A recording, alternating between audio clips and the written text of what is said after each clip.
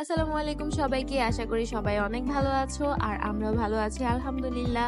অনেকদিন ধরে আমি আমার লাক সাহেবের কাছে আবদার করে বসেছিলাম যে আমাকে একটা ছোট একুরিয়াম কিনে দাও, আমি ঘরের মধ্যে রাখবো। এই জন্য আজকে আমাকে নিয়ে যাচ্ছিল আমার পছন্দ মতো সবকিছু কেনার জন্য। আর ওই দিন বাইরে বের হয়ে এত ভালো লাগতেছিল, ওয়েদার অনেক সুন্দর ছিল। আর এই দেখো এখানের বাগান বিলাস দেখলে তাকাই থাকতে ইচ্ছা করবে। আলহামদুলিল্লাহ নারায়ণগঞ্জের ওয়েদার এখন একটু স্বাভাবিক পর্যায়ে আছে, কারণ গত কয়েকদিনে অনেক বেশি গরম ছিল। গরমের জন্য অনেক মানুষ অসুস্থ হয়ে যেতেছিল, কিন্তু এখন আলহামদুলিল্লাহ সবকিছু ঠিক আছে। ওয়েদার অনেক সুন্দর ছিল, বৃষ্টি বৃষ্টি একটা আবহাওয়া। তো রাস্তাঘাট দেখতে দেখতে আমরা চলে আসলাম এখানে একুরিয়ামের দোকানে, কিন্তু এখানে এসে দেখি এখানে আগের মতো তেমন নাই। সেজন্য আমরা আরেক জায়গায় যাচ্ছিলাম অ্যাড্রেস। আর এখানে জ্যামের মধ্যে বসে বসে আমরা বোর হচ্ছিলাম, তাই একটু পোজ নিতেছিলাম।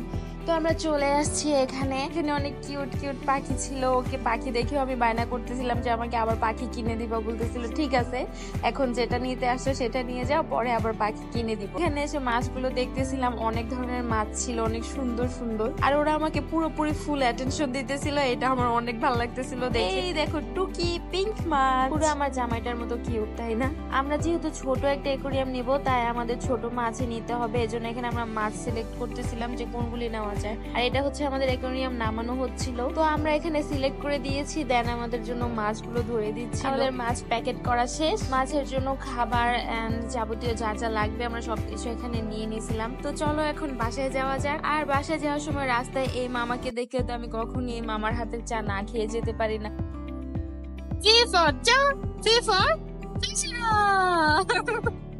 আমি তো অনেক এক্সাইটেড ছিলাম, কতক্ষণে বাসায় যাব, গিয়ে এগুলি সব একদম রেডি করব। আর একটু পরপর মাছের এটা বের করে আমি খেলতেছিলাম মাছগুলির সাথে, আর বলতেছিলাম তোমাদের ক্ষুধা লাগছে, একটু দাঁড়াও বাসায় যেয়ে তোমাদের খাবার দিচ্ছি। অনেক অনেক হ্যাপি ছিলাম, কারণ আমার ছোট্ট একটা শখের মধ্যে এটা ছিল। আমরা বাসায় চলে আসছি, এখন আমরা এগুলি সব সেট আপ করবো।